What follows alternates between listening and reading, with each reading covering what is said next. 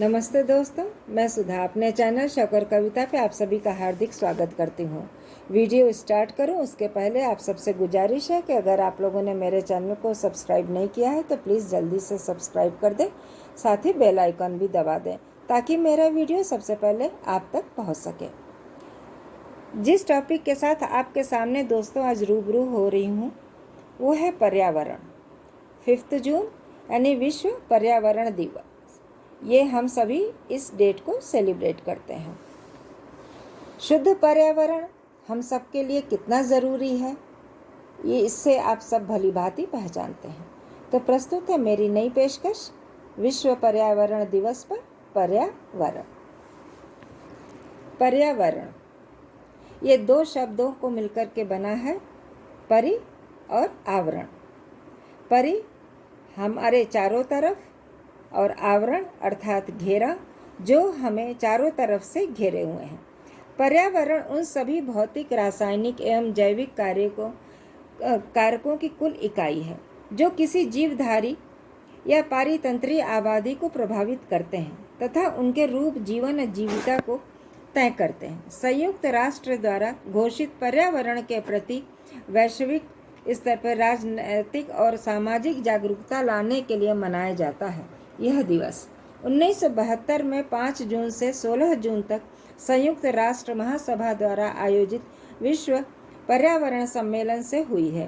पहला विश्व पर्यावरण सम्मेलन 5 जून 1973 को मनाया गया। हमारे जीवन को प्रभावित करने वाले सभी सजीव तथा या निर्जीव तत्व, तथ्य और प्रक्रियाओं से बनी इकाई है जो हमारे चारों तरफ फैली है। जीवन के प्रत्येक घटना इसी पर निर्भर होती है और संपादित भी होती है। प्राणी जगत द्वारा किया गया प्रत्येक कार्य प्रत्यक्ष या अप्रत्यक्ष रूप से प्रभावित करती है।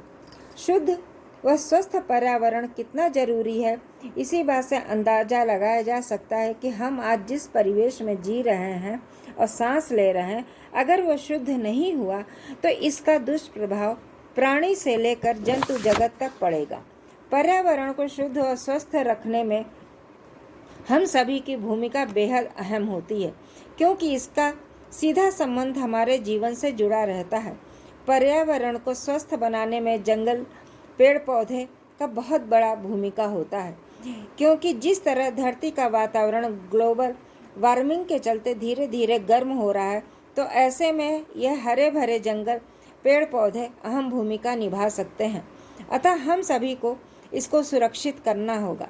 बढ़ती आबादी के चलते जिस तरह वनों की कटाई हो रही है भवन निर्माण के लिए, वो एक चिंता का विषय है।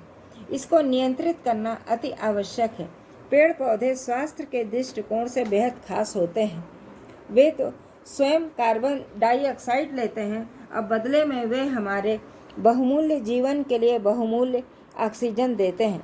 इसीलिए पेड़ पौधों की अधिकता अर्थात ऑक्सीजन की मात्रा में बढ़ोतरी, वृक्ष नदियों के कटाव को रोकने में भी सक्षम होते हैं। असमय बाढ़ आने पर उस वक्त ये ढाल का कार्य करते हैं।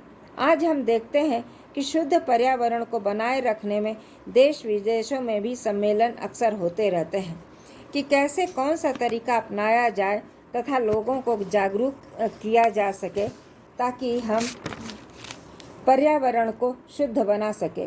वरना धरती के बढ़ते तापमान और ग्लेशियरों के पिघलने से विश्व पे खतरे की घंटी बज रही है।